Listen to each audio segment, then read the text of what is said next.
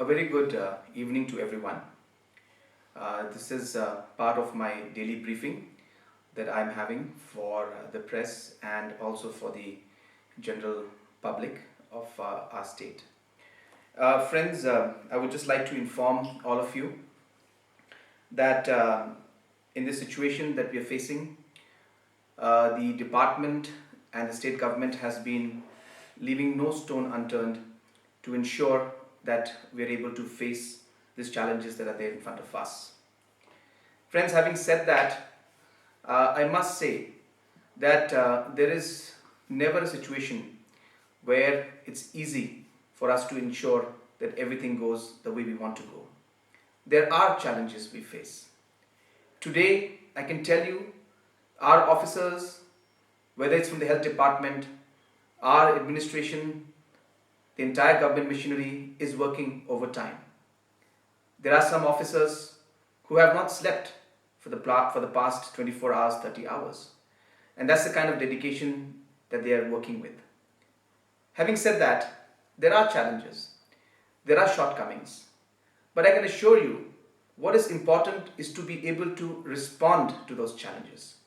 What is important is to be able to rectify immediately and improve on the different shortcomings and challenges that we face. Today, our officials, whether it's from the administration or from the government, from the departments, as I mentioned, have been working overtime. 552 tests have been conducted.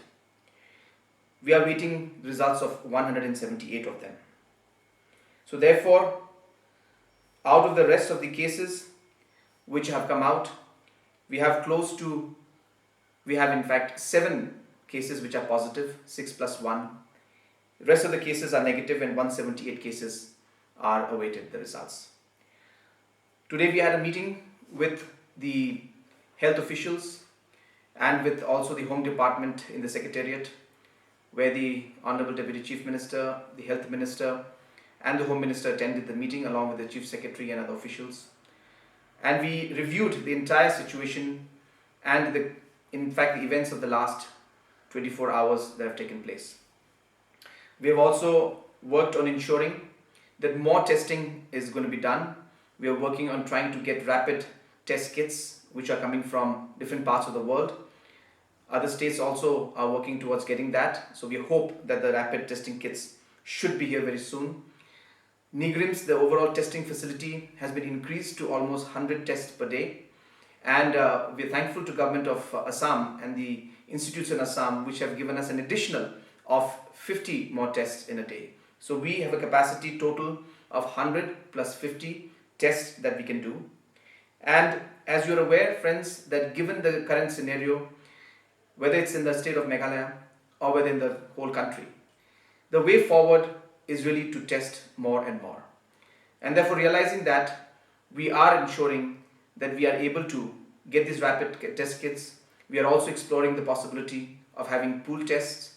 But in the initial stages, it will be very important for us to do the primary testing. The primary contacts have to be tested first.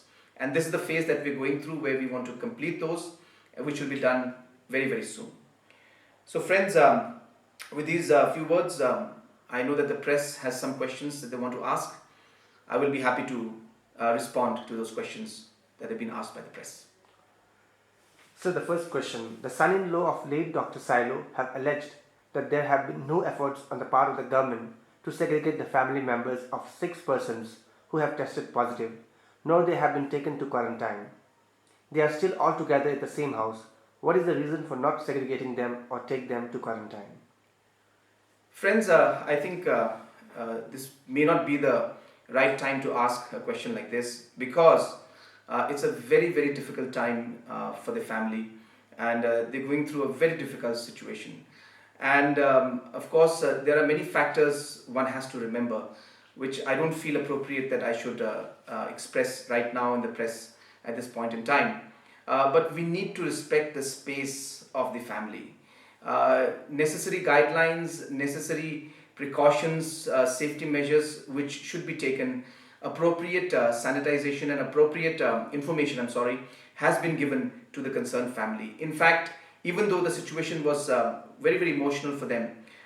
We had to start the contact tracing process, and a lot of the work has been done, and I must thank all of them for being very supportive in this matter. So friends, my sincere appeal to everyone would be to respect the space and the kind of challenges that the individual family is facing. And yes, we need to be careful, which we are being careful, but at the same time, as I said, it is important to give that space to them. Second question, sir. What is the government's reaction to the public criticism that the health department is not fully prepared to deal with COVID-19? No, I think I have mentioned in my brief statement which I gave that the department is very much prepared. Different kind of SOPs and different kind of arrangements, different kind of mock drills, different kind of infrastructure, training, all has been done. But then situations are very fluid, situations are very complex and challenging. And therefore, no matter how many things you do, sometimes it is difficult to immediately respond to every single challenge. But what is important for us as a department, as a government, is to be able to respond to those shortcomings or those challenges we face and ensure that we overcome them and rectify them so that we are able to move ahead in a smoother manner. And that is the best part about the team that is working right now. Wherever we are seeing that there are challenges that are coming up, our team has not shied away. From the chief secretary level to the departmental heads, to our deputy commissioners, to our police force, to the people on the ground, I must tell you, and I must congratulate you and thank you for the commitment you have. You're doing an excellent job. The government and the state and the people are with you. We know that there are difficult times, but if all of us work together, I'm sure that we'll be able to get through this phase. Next question, sir. Will the government take action against those people who blocked yesterday's funeral at Jhalupara? Friends, yesterday's situation actually was very, very unfortunate. When this happened and when the government had decided that we'll be taking the body for cremation to that particular location, initially the team had gone to check the location. And when that happened towards the evening, where we did not expect that there would be a large crowd, public came out and there was a lot of concern from the residents of that locality regarding burning or cremating the body out there. We, from the government side, from the administration side, we tried to explain. I spoke to both the MLAs concerned and some of the MLAs from Shillong City to resolve this issue, as this is very important and very urgent, and there is nothing to fear because this is being done in a very, very safe manner. All the safety protocols are being followed. There would be no risk to society, and therefore all these aspects were cleared and clarified. And in spite of that, there were some concerns shown by the locality. But in the meantime, the department, the administration, and different political leaders started working on if there were any other options that we had. I'm thankful to the Presbyterian Church and the leaders out there, the pastors and the reverends out there, who have really shown, their true character and have really, shown their heart to everybody by ensuring and by allowing the burial of the departed soul in their graveyard. And I think when that option came in front of us, we felt that that would be the most simple way to move forward, and it would be a very, very fitting burial for him. Of course, though there were certain personal desires that he had, but in this given circumstance and given situation, this was the best that from the government side we could do. And I'm once again thankful to the Presbyterian Church and to all the leaders who have really facilitated the particular process. So last question. MHA has issued direction to exempt the lockdown for farmers and other farming related businesses. In view of the positive COVID case in the state, what is the government's stand on the relaxation? What are the steps taken so far to facilitate the farmers because it's the beginning of the season?